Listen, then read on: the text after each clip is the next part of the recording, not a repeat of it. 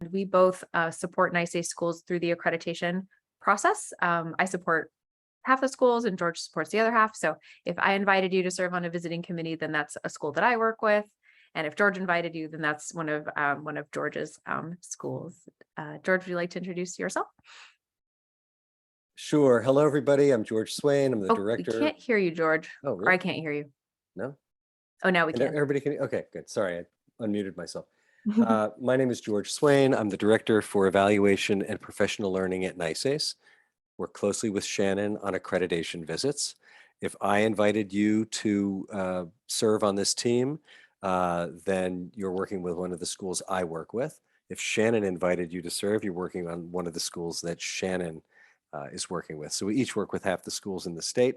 We're thrilled that you're here. Some of you are late admissions on these committees, so I want to double thank you because you're filling in for somebody who wasn't able to serve or where something went sideways and we needed to patch a hole. So we really thank you. We understand that your own jobs are quite busy and you're doing this on top of an already busy schedule. So we thought this session we'd focus on sort of two different sides of the equation. One would be how to prepare, the things you should be doing before the visit to show up well prepared and ready. And then we'll also talk about what the actual visit is going to feel like and look like. And we'll provide a lot of opportunities for you to ask questions. But our goal today is for you to leave this session with any real important questions you have answered, with a pretty clear sense of what you need to do now in the weeks before the visit, and also what the visit will look and feel like. So if you have any questions that are in your mind right now that are like specific, be sure to write them down and we'll get to them before we finish.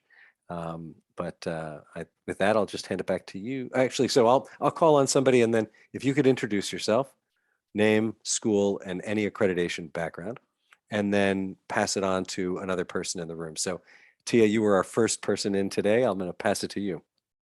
Hi, my name is Ointia Oliver. Everybody calls me Tia. I'm from St. Hilda's and St. Hugh School in New York City. I'm the director of the business office. And I don't have no accreditation experience. This will be my first time. Great. Love a first timer. I will pass it on to Katie. My name is Katie O'Shaughnessy, and I am on the train on the way home from school, which is Rye Country Day School. This is my first accreditation experience, and it is coincident with my first accreditation leadership opportunity at my own school. So we're being accredited whilst I accredit others. Do you want to pass it to someone, Katie? Or maybe you can't Sure, take that one. Claudia, yes. Hi, everyone. Good afternoon. My name is Claudia Folgar, and I am a teacher and also co-director of DEI at Trevor Day School in New York. And this is also my first experience with accreditation, so I don't have any background knowledge, but I'm looking forward to it. Thank you. Great, thank you. Claudia, could you call on someone? Yes. How about Scott? Hi, everybody. Scott Mullen, Spire Legacy School. I am the CFO and Chief Operating Officer. I do have some experience.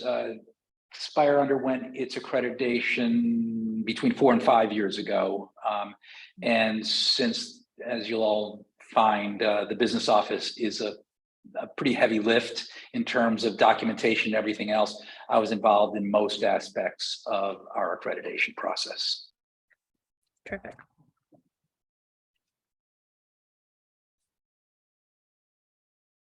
And I will call on Melanie. Hello, my name is Melanie Niemscher. Probably the only person from out of state here. I work in Pennsylvania at a Waldorf school. And so my school is co-accredited with the Waldorf School Association and Pennsylvania Association of Independent Schools. And the school that I'm visiting is another Waldorf school. So I will be learning the ropes in New York.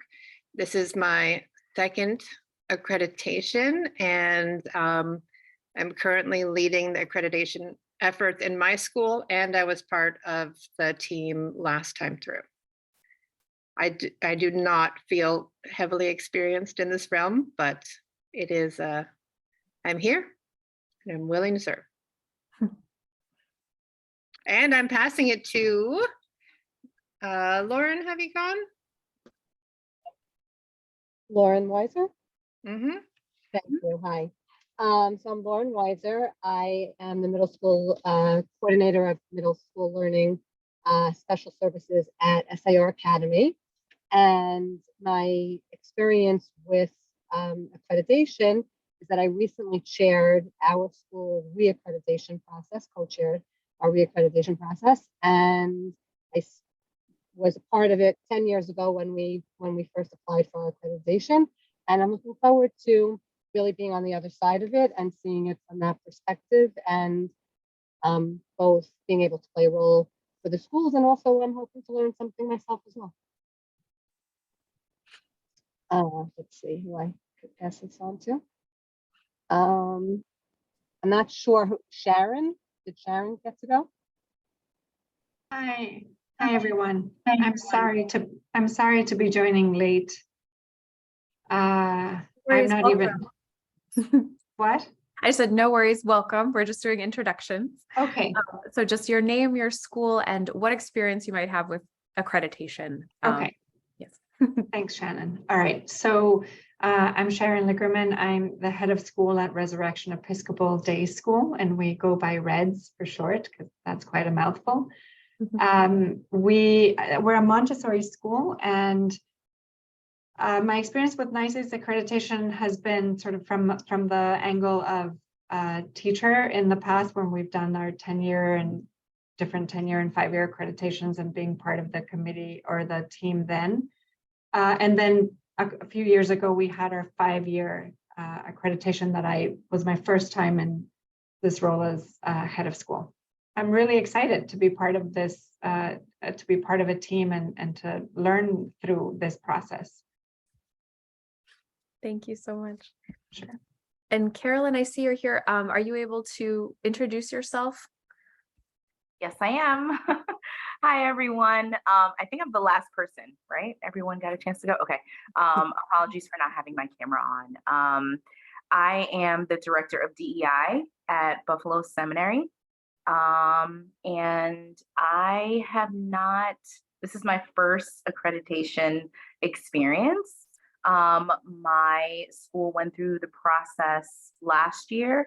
But I didn't have a very large part in that.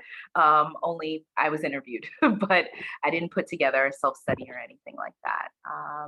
So yeah, that's the extent of my experience, but I'm excited to join a team, and I'm excited to learn.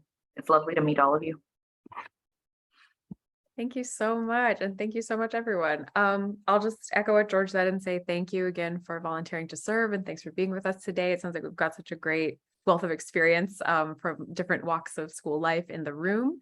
So I'm going to turn it over to you now, George, for the next piece. Okay, great. So just wanted to let everybody know we are recording this session, and there was somebody who wasn't able to make it, so we're going to share it with that person. We are not going to share it on social media. Feel free to say whatever it is you'd like to say or ask whatever you'd like to ask. We can always edit something out. This is not for public consumption. It's just for the person who wasn't able to be here. So that's I want to share that with you. We want to start at a high level and sort of talk about why schools go through accreditation, because I think that's something that's really pretty important to understand. So let me just, we're going to share some slides, and I'm just going to ask you that very simple question, which is, why do schools go through accreditation? Let me just go and share this. And you can either just unmute yourself or raise your hand, or however you'd like to let us know you'd like to take a crack at that question. Why do schools go through accreditation?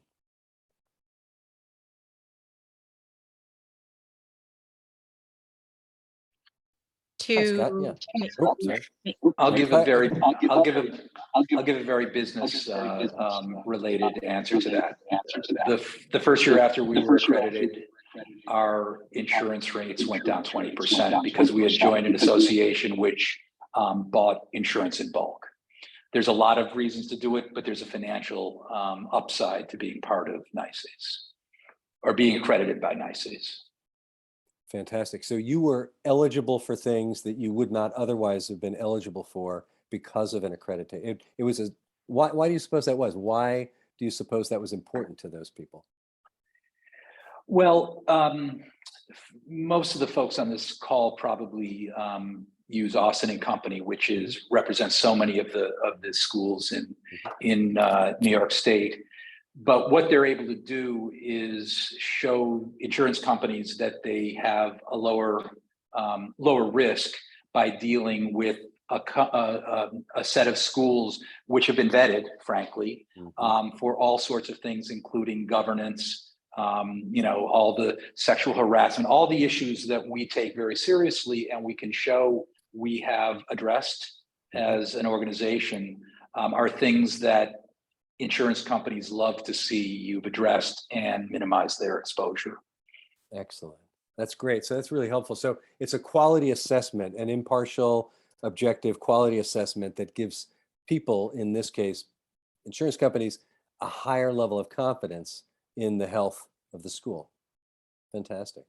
Claudia, you were going to say something too. Thank you. I was going to say that it's important to get accreditation because the schools need to make sure that they are in alignment with their mission statement, their strategic planning. So all of this information helps to make sure that the school is on track and for future plans. So an internal checking against your own internal documents, like a strategic plan or a mission. So it's an alignment with these things that you control, but might get off track from. Excellent. I was going to add, this is Lauren, that which goes with that, it's a self-reflection. It's an opportunity to really reflect on what our goals have been and have we accomplished and if we want to realign them. Fantastic. Thank you. Sorry, I kept muting you, Lauren, but you were causing some background noise there. So most important thing is for you to focus on the road, but I do really appreciate your participating in the call too. So great. These are 3 great reasons. Anything else? Scott? Kind of following on what Lauren just said, what we found when we went through the accreditation process ourselves was it forced us to ask questions about alignment, whether it was mission, whatever it was, whatever aspect of the school. We found that certain constituents had a completely different view of what they thought these goals and mission statements and everything else were. And it really tightened up our thinking about what it was, what it should be, and it actually led to a pretty consistent reevaluation of what we all thought the school was about. Wow. Fantastic. Other thoughts beyond that? There was one thought that I had that goes along with all the others, which is that it's an admissions tool. It's a comfort to parents to know that you're accredited by some sort of other organization.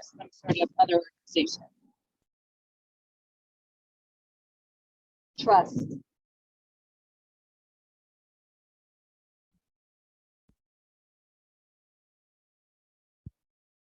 That's great. I think we may have lost George there. George, are you with us? Okay, well, while he's, thank you everyone. While he's sorting out and maybe coming back on, we'll move on to the next question, I think, which is why me? So we've discussed all the great reasons why a school might go through accreditation and all the great reasons why the schools you're visiting are going through accreditation. But what about you? So you've all agreed to this work on top of your already very busy jobs and lives, and we hope you'll get something out of it. But we want to spend a few minutes talking about maybe what are some of those things? What are you hoping to specifically get out of this experience professionally?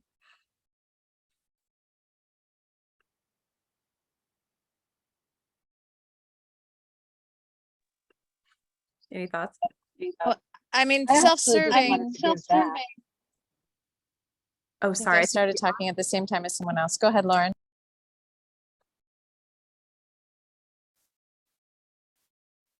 Oh, Lauren, you're muted. Sorry, I wanted to just give back. I saw what it took for the volunteers to come to our school and give it their time and to really be so thoughtful in our process. And I wanted to be able to do the same for another school and community. Absolutely. Giving back to the community. And I had the selfish side of that, which is that I'm going through accreditation right now. And I thought it'd be really helpful to like go through one as the like accreditor to help understand the process better so that when I lead my committee, I know what I'm looking for in the answers. Perfect. Yes, very practical reason. I think, and I expect it will give you a lot of good context. Other thoughts? Oh, hey, George, I'm back. you're back. Sorry about that. It was funny. I thought it was Katie's internet that was gone south, but it was mine. So I apologize to everybody. Thanks for picking up the ball, Shannon. Sure. Anything else you hope to gain from this experience?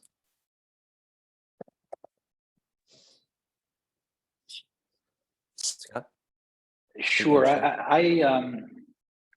I find anything where you're sharing information with comp schools to be very helpful. So whether it's the listserv of business managers or the conferences or whatever it is, just understanding that there's different ways to skin a cat and how other people do it, and those who have had successes and frankly where things have not worked out so well is really important. And so hearing how another school is attacking some of the problems that we face every day is, I think, really insightful. Excellent. And Sharon? I was going to say something along the lines of what Scott just said. But also, I think the other piece is just, and similar to what I think Lauren said, is that it's just nice to get together with colleagues from different schools and brainstorm and think through how they do things, how we do things, learn from them, share with them, and sort of grow the, I don't know, our community with that kind of level of solidarity and support that is really important, I think, for us.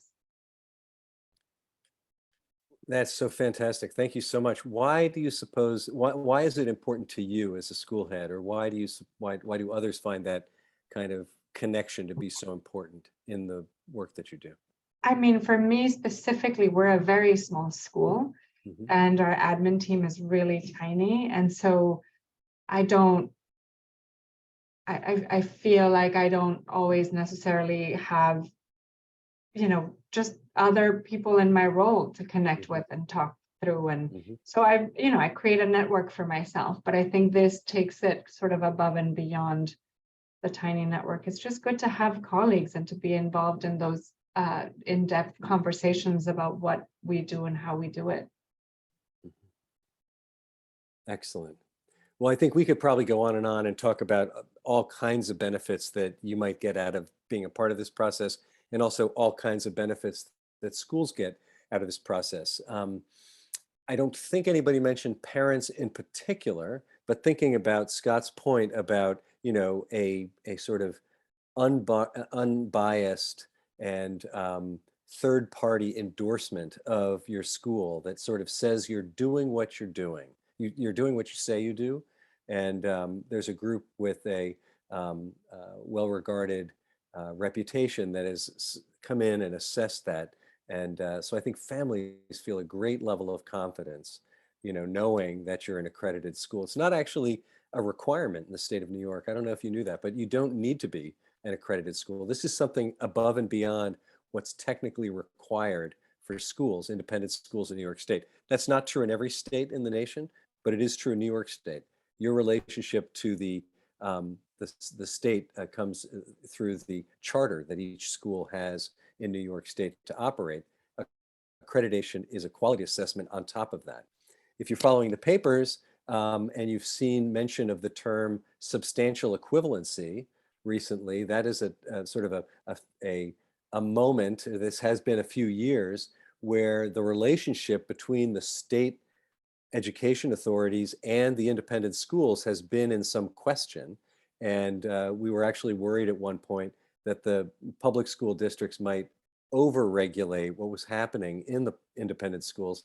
But through some careful advocacy work, we've actually reached a position which is very favorable to our schools, which is that the state has deemed there to be multiple pathways for a school to prove that it's offering a substantially equivalent curriculum to that which is offered in the public school, which is what the law requires. And NICEACE accreditation is one of those pathways. So for schools that have a NICEACE accreditation, they check a box and have to have no interaction with the local school district assessing their program. For schools that don't have an accreditation from us or one of the other recognized accrediting bodies, there are other pathways which might actually involve in public school authorities coming in and doing an on-site assessment. So it is a way to really preserve the independence and the autonomy of our schools that we're very proud of here in New York and that you're actively a part of. So your participation as volunteers in this process is actively helping to preserve the independence of schools in New York State. So I think that we celebrate you and we're very grateful for you. There are about 250 or so volunteers that serve on accreditation committees in the course of a school year.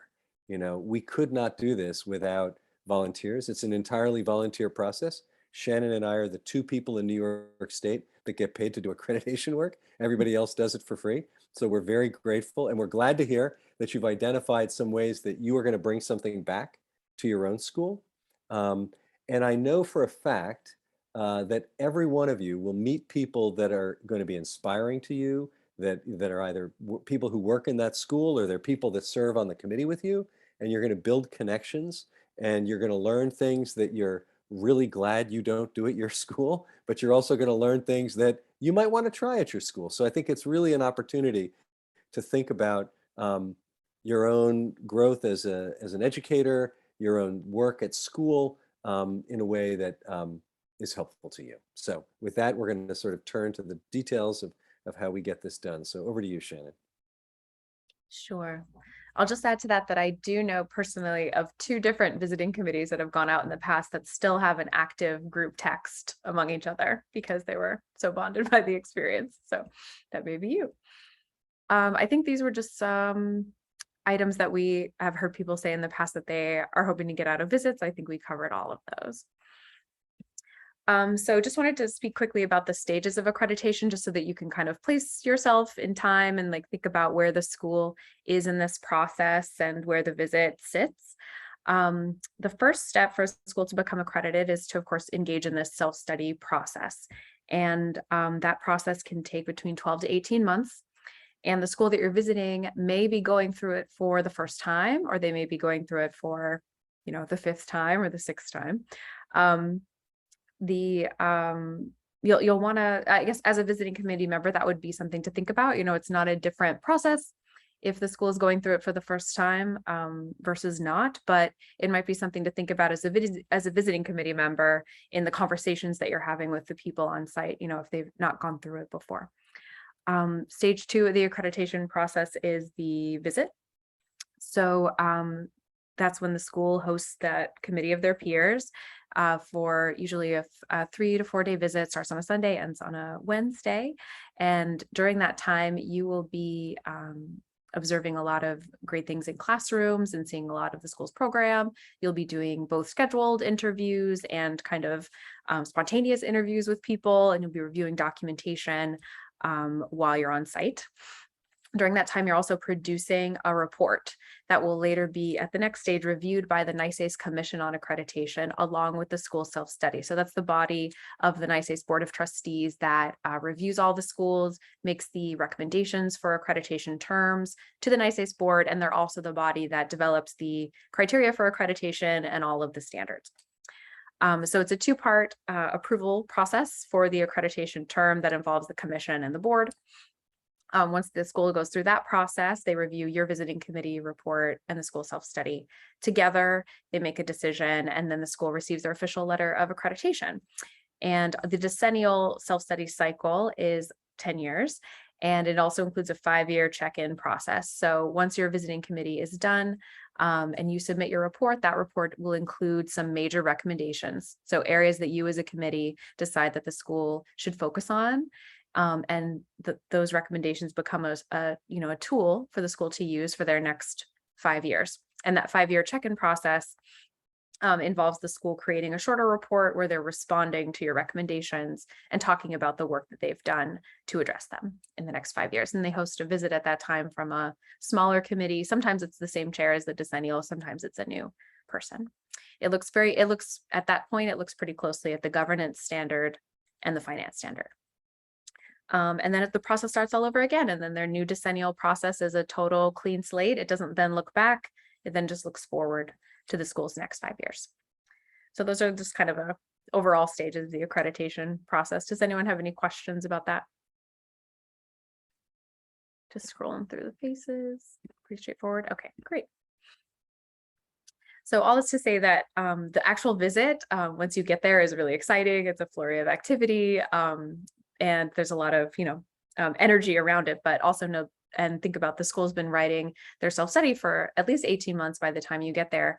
And since we all work in schools and with schools, we all know that what the past 18 months have been like, right? So there's been a lot of uncertainty. There's been a lot of, having to pivot. And so George and I, working with the schools that were writing these self-studies, got a lot of questions about, related to the pandemic. Are we talking about us now? Are we talking about us from before? Are we talking about who we want to be next year?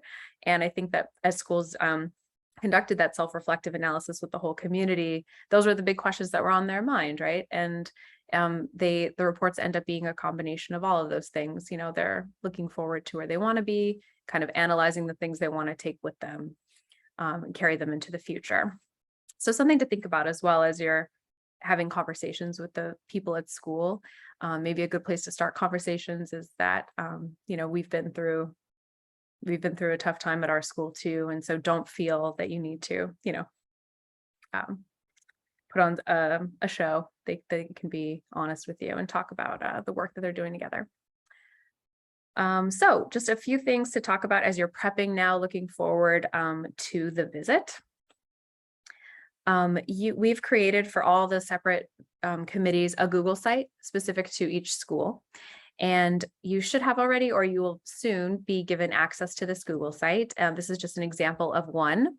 On the main page, there's contact information for the head of school and the steering committee chair usually, and a map, just some handy information about the school. And you'll want to navigate to the top right-hand corner there, where it says for the committee. And by clicking on that page, you'll see a list of resources and important links that are available to you. So the first thing you want to do when you log in here is to fill out the confidentiality and conflict of interest form. And that also kind of serves this handy purpose of letting George and I know that you're able to access the Google site, because we'll see that you've done that. You'll find a link to the manual for evaluation and accreditation that the school used to complete their self-study process. So you can kind of refer to, you don't have to read the entire thing, but if you can refer back to it, if you are, you're reading the self-study and you kind of want to see, what the school used to complete the process. Sorry, my cat is walking directly in front of me. Pardon me. The next link there is a link to a folder that includes general committee materials and guides. And George is going to show you a closer view of that later when he talks about things that you can refer to during the visit. But in there's a list of tips for asking the right interview questions, writing recommendations, some different guidance documents there for you to refer to. There's a link to the school's actual self-study report, which is typically due 6 weeks ahead of the visit. Sometimes schools ask for a little bit of additional time to complete it. As soon as we do receive it, we give it a quick look and make sure it is complete and then pass it on to you. The school has also uploaded supplementary materials into this folder here that are associated with each section of the self-study report for you to review. So you can think about, the self-study report as a narrative that they've written in response to all the questions and prompts, and the self-study materials are the documents that they've gathered to kind of back them up. So this allows the report to be not so descriptive, more analytical. So as you're reading the report, you'll see that it's more, talking about the why behind they do, the why behind the reasons why they do things, the whys behind all of their processes and systems. And the supplementary materials are where you would go to see, the actual scope and sequence and curriculum and things like that. You also find links here on the right-hand side to the criteria rating sheet. So the school ahead of your arrival will have given themselves a rating on all of the criteria for accreditation, and then you as a committee will do the same. So by the end of the visit, you will also have a conversation about where the school lies in alignment with the criteria, and I'll show you a few examples of the criteria in a moment. There's a visiting committee roster here, which has all of your, everyone on the committee's names and contact information. So you want to go there and make sure that that is up to date so the committee chair can be in contact with you. Here you'll also find, before the visit, the visiting committee schedule. So, and we'll talk a little bit more about what that looks like in the during the visit section. And then here's a link to the visiting committee report, which will be, it's just a Google Doc template. So it's designed for all of you to be writing it at the same time.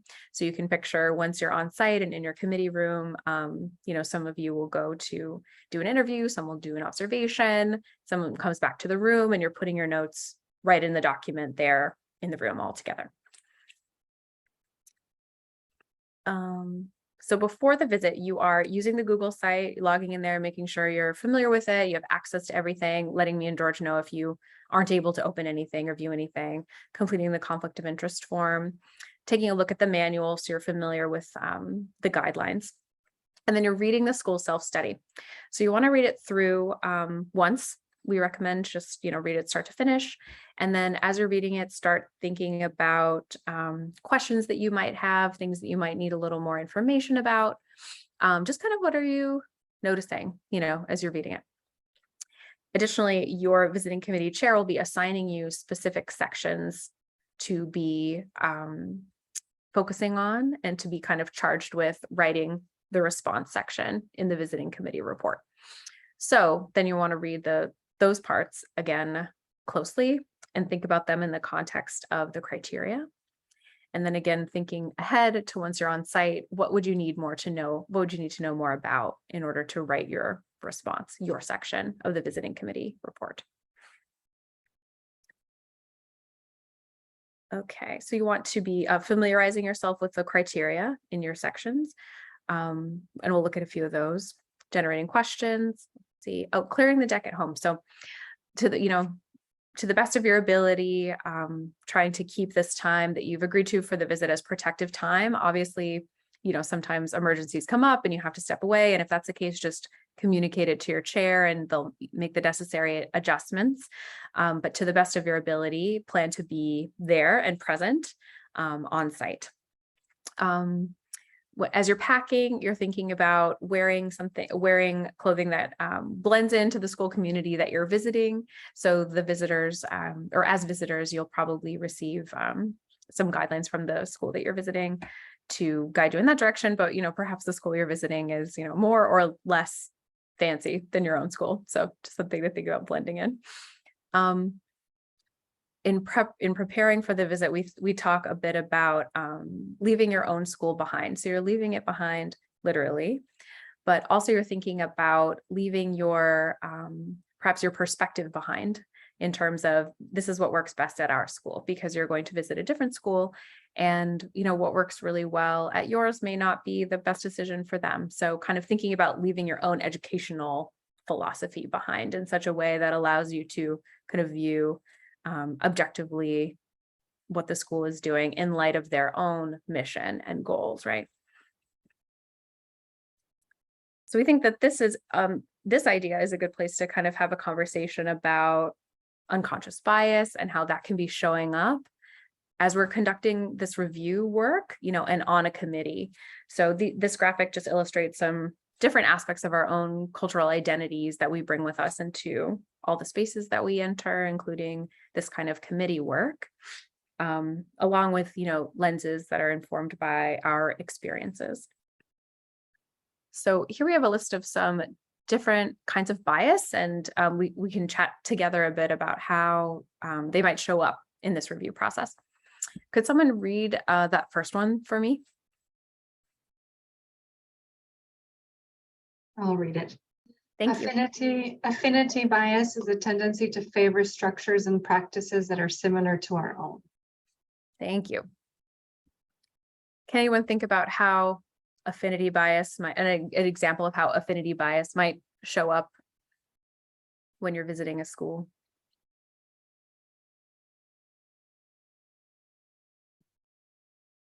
I'll speak. I guess it's kind of similar to what you were saying just now about like bringing your own school into the review process, you know, and thinking about the way things are done at this, especially if there's something done at your school that you like, you know what I mean, that you're really excited about, that holds a special place in your heart. Just going to another school, if they do it differently, maybe that works for them. And we're there to judge what is working well for them and their culture, and not necessarily ours. Yes, exactly. Thank you.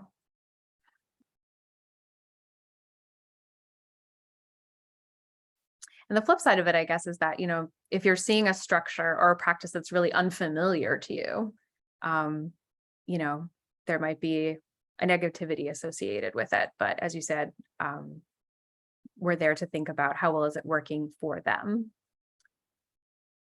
Anyone want to take the next one? Confirmation bias. Mhm. Tendency to form initial instincts and then seek out more heavily weight evidence that backs them up.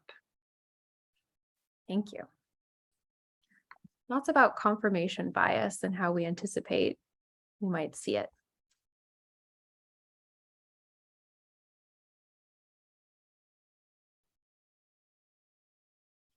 Guess if you come into a school with a preconceived notion, or they make an immediate impression on you in a certain way, good or bad, and then you're basically looking for some form of affirmation, one way or another, about that.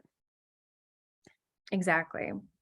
So we might have already started to form a bias about the school. Maybe you're familiar with the school already and you have ideas about it, or maybe even, you know, as you begin to read the report, you start to form an opinion about something or a perspective that may then lead you to, once you're on site, look for things to back up what you've already thought, as opposed to, you know, taking that information and then taking in all the information that you have on site and then kind of weighing it all equally. I might even add, like, some of these schools are natural competitors for ourselves, and you sort of want to feel like our school is either you want to feel like collegial and feel like, hey, we're doing, you know, both great work, similar work, whereas someone might feel like, hey, we're doing better work, and wanting to look at it with that form of a bias. Yeah, that To could avoid. really be coming up. Thanks for naming that.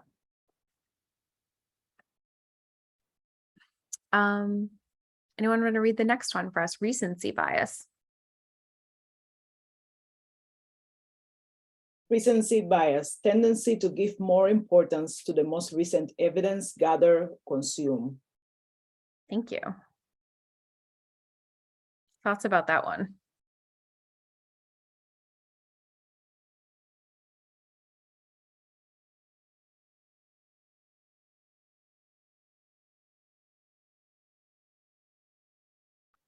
I'll take that as somebody who has a terrible memory. Blocking out things that you thought or integrated into your thought process a couple of days ago because and not giving it the same weight as something you just saw. Exactly, Scott. So you're going to be there for an intense chunk of time over the course of several days, right? So I think this speaks to, you know, a tool that comes to mind for me would be, you know, taking really good notes along the way and not saving all the writing till the end, because you might be starting to have conversations on the last day and then forgetting, you know, all the information that came on earlier days. Exactly. Could someone read Halo-Horns effect? I'll take that. Halo-Horns effect, tendency to place an organization on a pedestal after learning something impressive in one area, or demean it after learning something negative. Thank you. Thoughts about that one? I think in this case, for example, for me, I start kind of taking a look at what the school is about. I went to the website. So I may have found something that is like very good, very impressive, and that sometimes tend to shape the opinion that you go into the school with. So Exactly. You may learn a bit of information that's really, this one particular program, or this particular person on the team is really strong. They've left me with a really good impression. And so that might then affect the way that I'm viewing everything else, right? I might think, well, they're doing this so well, so this is probably also going really well. But all of our institutions have areas where we're really strong and other areas that we're working on growing in, right? So just one to think about as you're looking at all the different areas of the school together. And then lastly, conformity bias.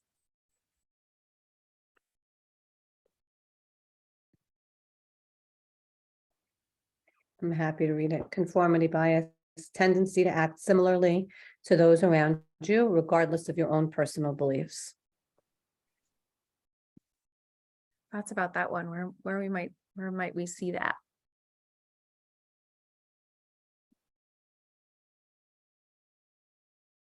Well, if you are in a group discussion, let's say, and the majority of the group thinks a certain thing about the school, and even though you don't believe that, it's kind of like, you're in high school, you just maybe will say, oh, you'll go along with it because the majority of the people think that. So you might not really speak up for what you actually think is happening, or what you actually think is the right thing or the wrong thing, because the majority of the group thinks a different way. Sorry, I feel like I didn't really explain myself well, but I hope you understood what I was trying to say. No, you did. Thank you. Absolutely. I think you got it spot on. So you might be having a conversation with the committee when you're making a decision about maybe how to rate the school in a certain area, or how to write a recommendation about something.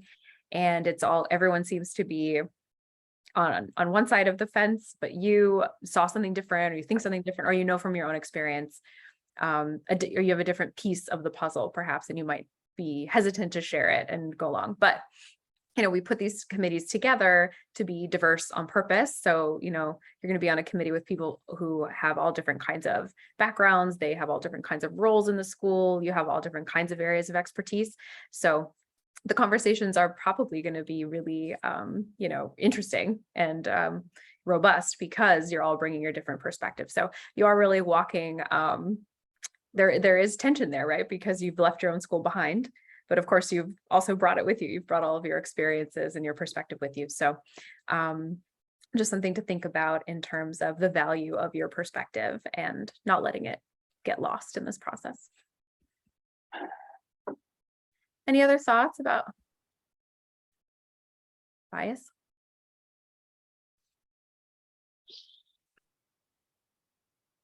Great. Thank you. I think we are okay.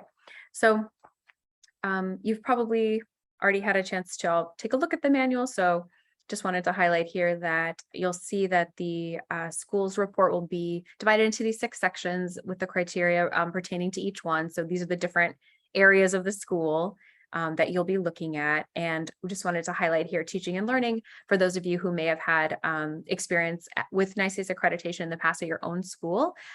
You may have used a previous manual that had kind of a different approach to teaching and learning that was more departmental. So really looking at a report out from each, say, grade level served or different area in the curriculum. And now the school's been asked to write a much more holistic narrative for this section. So you'll see them rather pulling examples from all different parts of the program and all different parts of the curriculum. So just wanted to highlight for you that may look a bit different than your own experience in the past. And sorry to interrupt, Shannon, Oh, but go ahead. I realized one point of possible confusion for Scott and Sharon is that you've been invited to serve on a 5-year evaluation review committee. And so what Shannon and I have been describing in terms of the shape and structure of the visit is a typical decennial visit. And so you'll be looking at a 5-year progress report that sort of takes into account the school's progress from this report they did 5 years ago. So as you're sitting there sweating, saying, "Oh my God, I didn't agree to a 4-day visit. What are these people talking about?" We don't typically have a 5-year review training session because oftentimes people on 5-year reviews have already served on decennials. So we wanted you to have this under your belt as well. The financial review at a 5-year and a 10-year visit is quite similar, actually, because so much of the material that needs to be reviewed shouldn't take 10 years in between review cycles. But I just wanted to clarify that. So back to you, Shannon. Perfect. Thank you. And that is good to know. So this is an example of a few of the criteria from section 2, teaching and learning. So Sharon and Scott, you'll just be looking at standard 3, but that standard also has baseline and strategic criteria. So these examples will apply in that way. So all the criteria that start with a B are baseline, and you can think of the baseline criteria as kind of if accreditation is this balance between compliance and aspiration, the baseline are the more compliance pieces. So they're kind of yes, no questions, right? So we were talking about substantial equivalency in the beginning. So you'll see that B 2.1 is that the school is providing a program of instruction that's substantially equivalent. So there are metrics for that. There are guidelines for that. There are likely different people at the school that are charged with making sure that that is the case. So that's measurable. They're either doing that or they're not doing that. So the school has rated themselves a yes on all the baseline criteria by the time you arrive on site. And the strategic criteria are rated on a scale from 1 to 6. So 1 being not met in any respect and 6 being perfectly met. They couldn't be doing it any better if they tried. And you can see just based on some of these examples here that these are the more nuanced criteria, right? So the S2.3, the school demonstrates that its educational programs and practices are informed and evaluated by relevant research regarding how students learn. So it might be, you can see why there would be a more nuanced conversation on your committee and also by the school during the self-study process. They may have asked themselves, well, we are using research, but is it the most relevant research? Are we relying on older research? So just an example of how the school may be rating itself on a scale there, and you will be as well. The school has also used guiding questions and prompts to create the narrative part of their report that are related to all of the criteria. So they're rating themselves, and then they're also writing an analytical narrative talking about how the school is aligning with the criteria. So you can see that this criteria, which is S2.2, the issues of equity, justice, and anti-bias are integrated into the educational program, will be discussed in response to this prompt here, which was to describe and analyze the ways in which the curriculum, instructional practices, activities outside the classroom address issues of equity, justice, civic responsibility, global sustainability, and anti-bias. So you'll see both a narrative response, a rating to the criteria, and then additional documentation that the school will be providing to examples of how you can see this showing up in their curriculum. Okay, maybe we can take a quick pause there before we talk about during the visit, just to see if anyone has any questions about prepping, things that you should be thinking about before you get on site.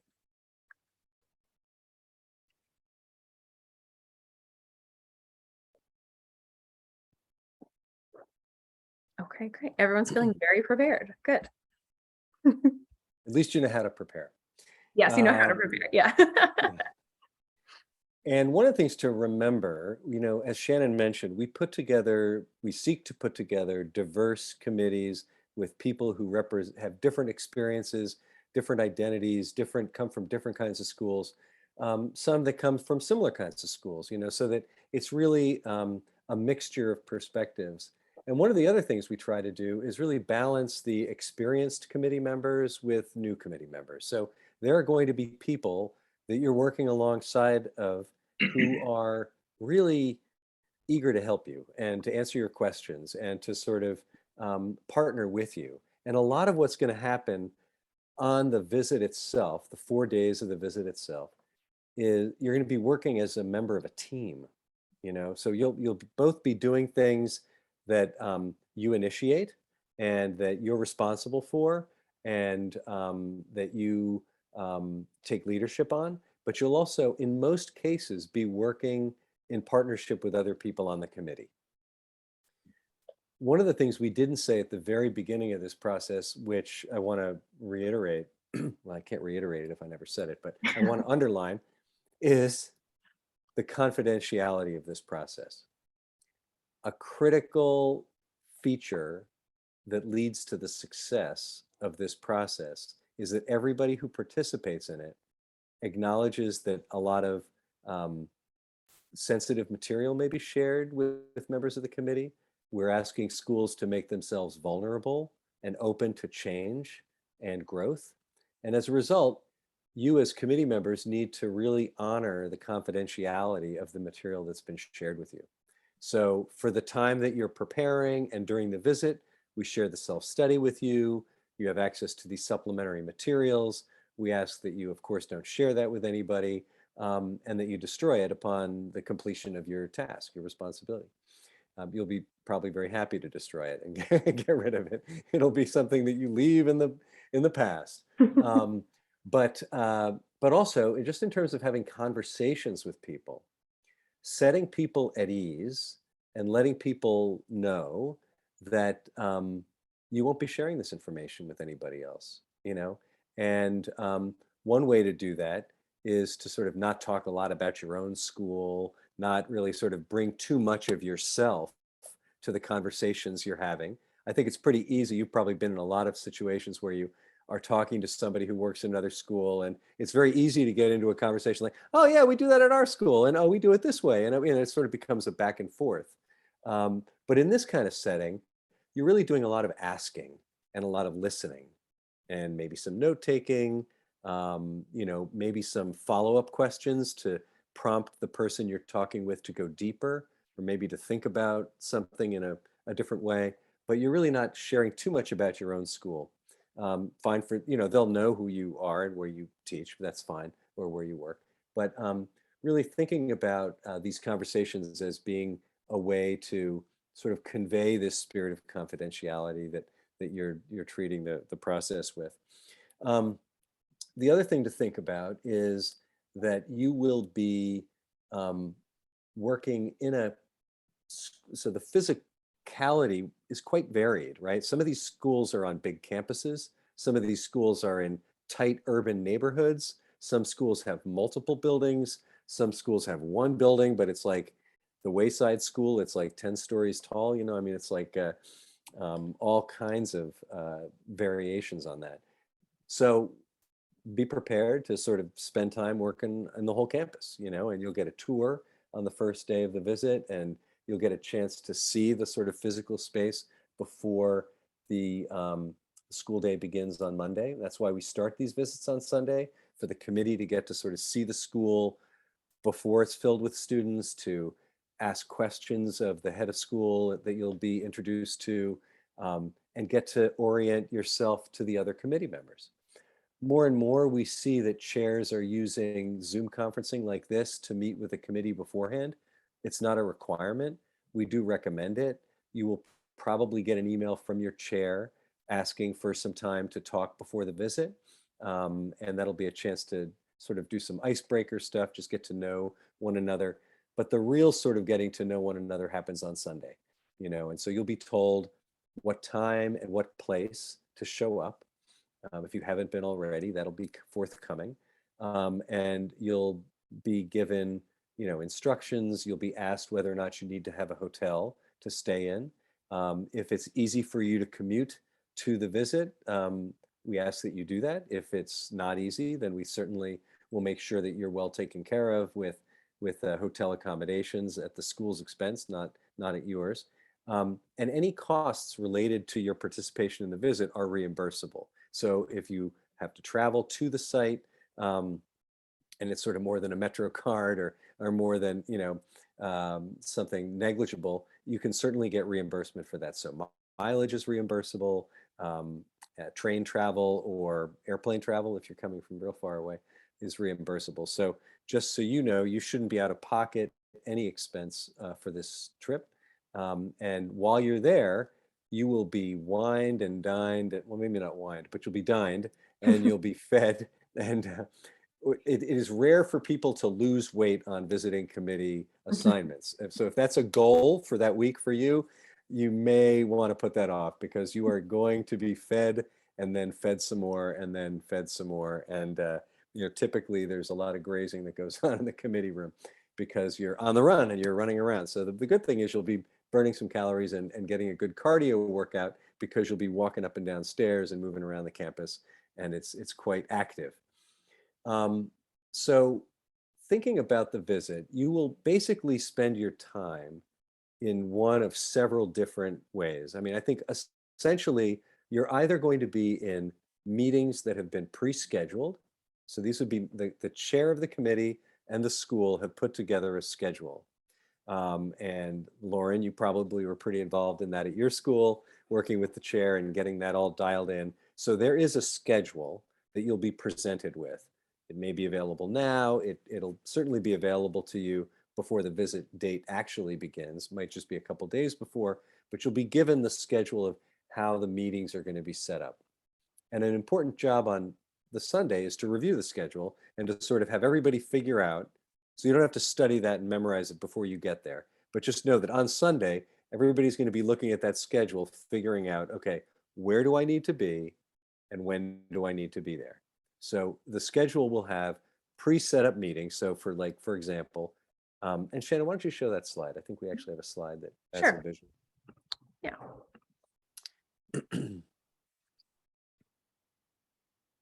We've got a great photo Not a here. great group of, not a Yeah. great group of people. Don't you want to spend 4 days with these people? Okay, great. You can go to the next one. Okay, great. So this is a sample. It's actually a real schedule from a real school that had a visit. And as you can see, on that Monday, Tuesday, and Wednesday, this is just sort of the morning, a snapshot of the morning. There are different meetings that have been set up ahead of time. So on Tuesday at this school at 9 o'clock in the morning, there was a meeting of the admissions committee. So if you're assigned to working on admissions at 9 o'clock on Tuesday, you've got to be in that room with the other people on your committee that are working on admissions. And you're going to interview and talk with the people that are responsible for that part of the visiting committee, self-study.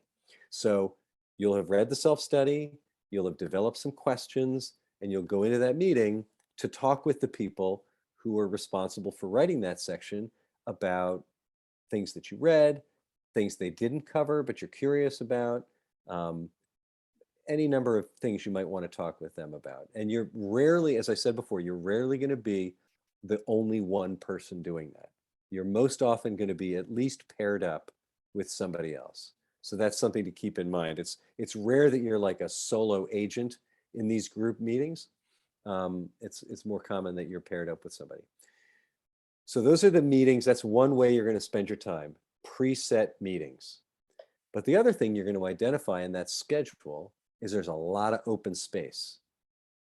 Okay.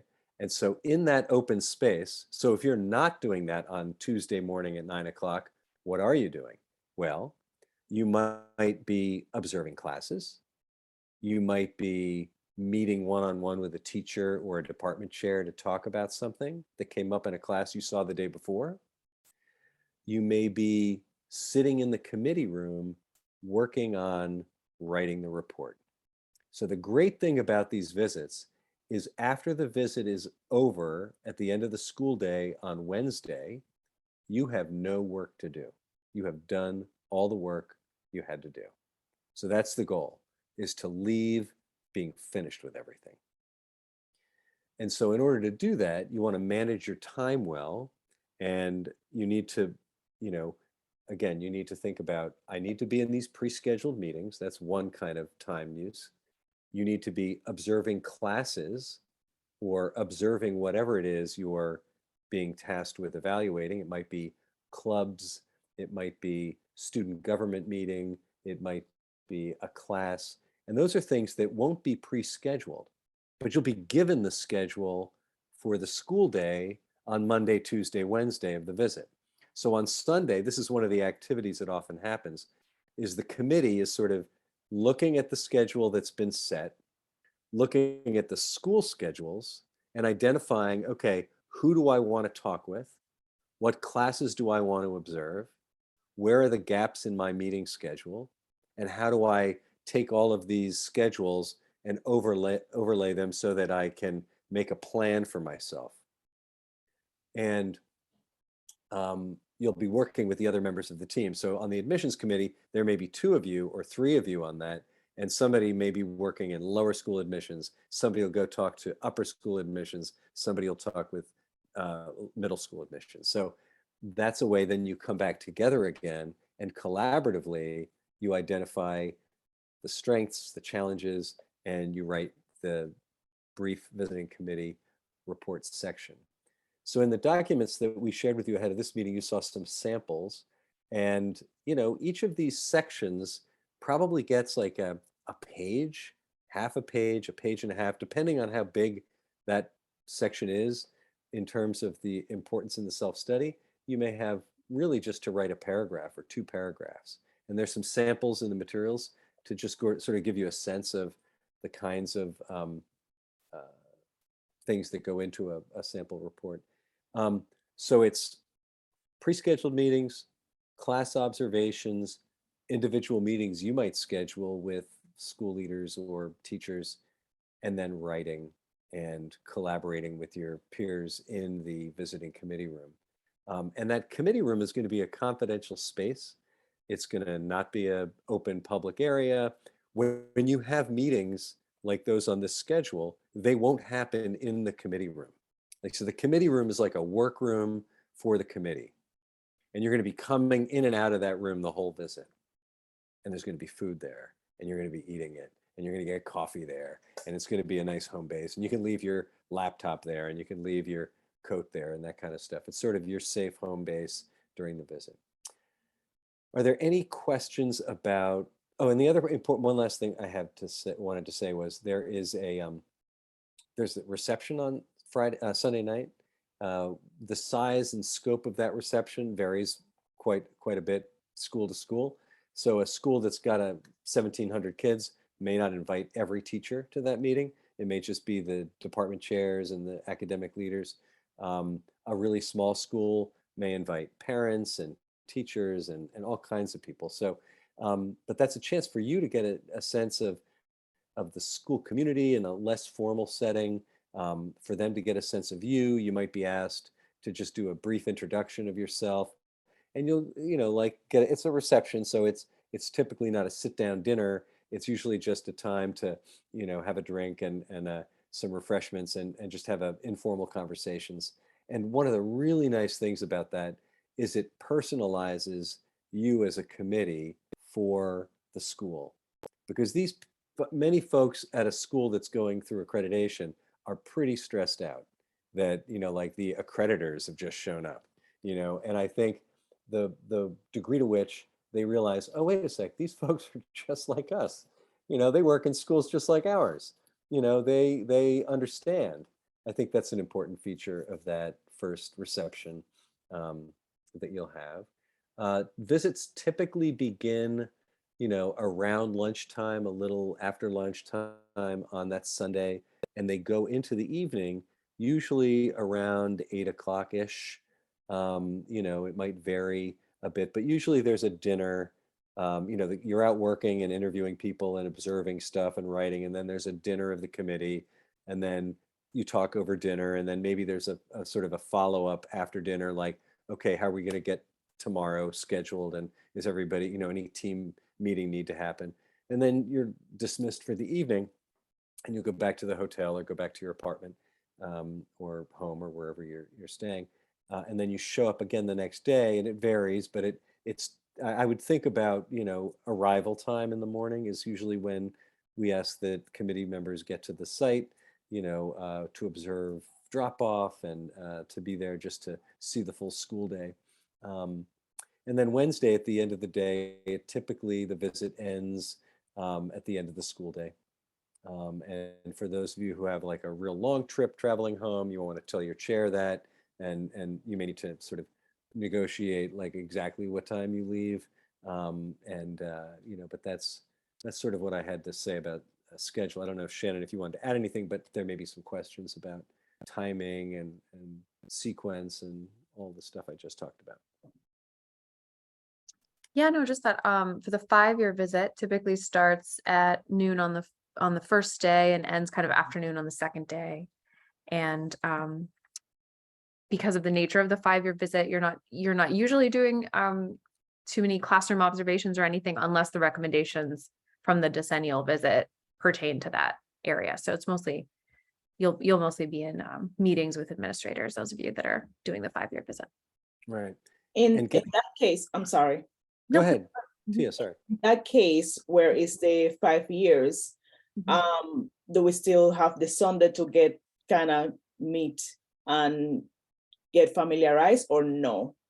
No, that's one of the differences with the 5-year visit too. Yeah, it's much less of a community affair, much less of an opportunity to sort of get into understanding the whole community and really meeting the whole community. So I shudder to compare this to an audit, but the same way when a school goes through an audit, that could be happening in the back office and a lot of the teachers wouldn't sort of know what's going on. Same sort of thing with a 5-year visit.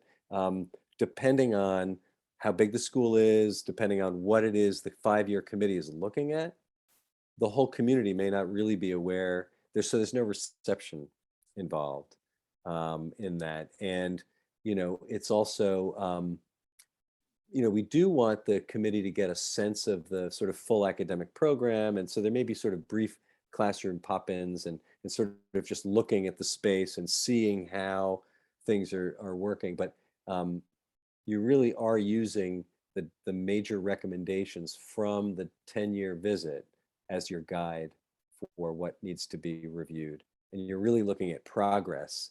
And that's why the decennial report of the visiting committee is so important, because you're going to be giving major recommendations for the school to work on over the next 5 years. And then another team is going to come back to sort of check on the progress and say, okay, well, how well did the school work on those goals? And then the cycle continues. Thanks for the question, Tia. Any other questions about schedule and time use?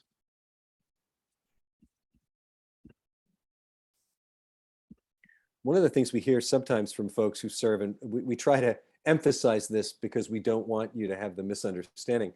Sometimes people are sort of surprised by how much individual agency they have over their time. Like they sort of think, oh, I'm going on a visit. It's my first time. People will tell me what to do all the time. But there's actually like a lot of free time you're going to have to manage on your own. And that's sort of the fun of it. I mean, that's actually really, it's one of the things that's kind of really exciting about being an administrator at a school. You get to sort of go where you want to go and see what you want to see. And the visiting committee experience is kind of like that. You'll decide, I want to go talk to these people. I want to look at that. I want to see this. And then you're constantly sort of looking back at your goals and sort of what your responsibilities are to make sure, okay, have I done it all? Have I talked to all those people I wanted to talk to? Shannon, if you go to the next slide, there's another visual. In the either hanging on the room of the workroom, the wall of the workroom, or in a like a spreadsheet on the Google site, you're going to have a staff list of all the staff members at the school. And partly this is just helpful because it gives you a way to contact people, and so this will be the place you go to find out, okay, I want to see the English department chair. Where do I find her? And what is her email address? And does she have any open time in her schedule? That kind of stuff is here. But then the other thing that's really important is you as a visiting committee are going to be noting when you've talked to somebody. And that way, by the end of the day on Wednesday, you're able to figure out, okay, did we cover everybody? Did we miss anybody? Were there some people? Thank you so much, Melanie. Take care. And have I missed anybody? And if I have, there's a little scurrying around on Wednesday afternoon to make sure that you didn't miss anybody. As Scott mentioned, it's kind of a heavy lift for the finance office. So usually the finance officer at the school, the business manager at the school, has like 1 million initials in their box because everybody wanted to talk to the finance officer or the business manager about stuff. So, okay, great. Shannon, you want to go to the next one? Okay. So this is just a folder from the Google site, and this includes some documents that might be very helpful to you during the visit. We shared these with you in a packet that was sent before this meeting, you know, that Shannon mentioned, the sort of asking the right questions, writing recommendations, samples, glossary of accreditation terms. These are things you might find very valuable on the visit, you know, as you're writing, to know like what's a good adjective for, you know, such and such. That's where you'll find it. And you can go ahead, next slide. And this is a glossary that we put together to make sure basically that people are using terms in similar ways. So this is something we think will be very helpful to your committee to make sure that, you know, are we using, what is an affinity group? Are we all talking about that the same way? So this is like a way to, if you're noticing that maybe there seems to be some misunderstanding in your committee about how people are talking about something, maybe referring back to this document would be helpful to you. And the next slide. Already talked about that. And do you have any questions? What, especially anything that you might have entered this meeting not knowing? And we said we didn't want to leave with anybody having any major questions. So what didn't we cover that you'd like to know? I have a question that's very specific to me. I don't know if I should wait till the end or just private chat you. Okay, why don't you just hold that just for a sec and see if Yeah. there may be some more general questions about it.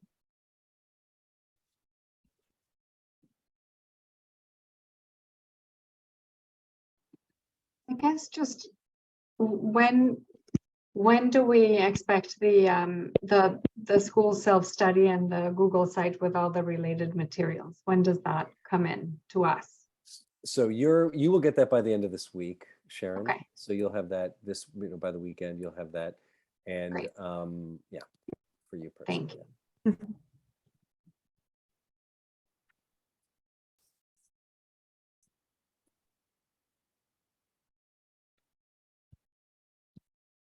Anything else? I guess I when you said that we really have the opportunity to spend the time in whatever way we feel is the best way for our specific section to be done. I was not taken aback, but surprised, because I really thought that I was going to have like a schedule, you know, have to be here, you have to go there, that kind of thing. So with that being said, will there be someone there to kind of guide you in how to best prioritize your time? Yes, and maybe no. So yes, there will be, we tell the chairs that part of their responsibility is to help their committee get to the finish line. But it may be that if it's not obvious to the chair, they don't think to do that, you know? And so one of the things you should always do is be in good communication with your chair. These are really wonderful people. And it's fine for you to mention to the chair, hey, you know what, they know who's new on the committee, but you might say, hey, you know what, this is something I still have questions about, or this is something I'd love to get some guidance from you about. Or could we check in at the end of the day on Monday or the end of the day on Tuesday, just to make sure I'm on track with what I need to be doing, because I'm doing it for the first time. So that's definitely something you should do. Again, you might have a peer on the committee that you feel like you develop a nice closeness with, and you could say, okay, am I doing this the right way? Or am I, you know, so one of the things, when you were talking, I thought of a couple things I didn't say. One of them is, when you're doing a class observation, it doesn't need to be more than like 10 minutes long. You're not there to evaluate that individual teacher's teaching performance, to give them like an evaluation. You're there to get a sense of the flavor of teaching and learning, an example of how things happen, you know, and an alignment with the way they write about things and the way they talk about things. So we couldn't have a visit without classroom observations, but it's also not just about the classroom observation. So that might be, you could probably end up spending like all your time in class observations. So based on how many teachers you have to see, how many examples of something you want to see, you want to just be careful about using your time and saying, okay, well, that might be the easier part of this. The writing may be the harder part. So don't wait to get started on the writing part. And in fact, one of the things we coach chairs to do is if they've given people like 3 or 4 subcommittees to serve on, which wouldn't be an unusual number, is it possible to give them guidance on which of those could be done earlier than others? Some things, like if you've been assigned to school records, you don't need to spend 4 days observing school records to write a report on it. That might be something you knock off on Monday morning, because you have to talk to the registrar, you have to go look at some file cabinets and talk to the tech director and look at something, a machine that does something with files and records. But a classroom, if you're writing about like the program in the lower school, that's going to take some more conversations, some more observations. So that might take you to Wednesday to get all that done. So that way it's another technique you could use to sort of balance your time so that you're not doing all the writing. The goal is for you not to do all the writing on Wednesday. So I'd say start writing earlier than that, even if it's just notes to yourself. As Shannon mentioned, there's going to be a Google Doc that's shared that'll become the final report. It sort of gets refined and reviewed. So you can do all your writing there, but you might also want to have a separate, if you're more comfortable writing in like a separate document and then copying it and putting it in there, that's fine. Just don't lose it in between those two places. You have to redo it. But you're all I'm sure, pretty familiar with, collaborative file sharing and using Google Docs and that kind of stuff. So I hope that was helpful, Claudia, and others. Are there any other questions? Lauren, I know you have one specific to your situation, but anybody else? Well, fantastic. Well, look, thank you so much. It's been wonderful. Lauren, you can stay on and we'll let folks go, and I'll gladly take your question and we'll talk about that. And thank you. And, really from now on, the committee chair is probably going to be your main point of contact on the visit. Don't ever hesitate to get back in touch with Shannon or me, and we'll help direct you, or we'll help get stuff back on track. If you haven't heard or gotten something you needed, we'll make sure that happens. But anyway, thank you again. And a lot of people rate serving on a visiting committee as one of the highlights of their professional development. And we hope the same is true for you, that you look at this experience as something that really gave you back something.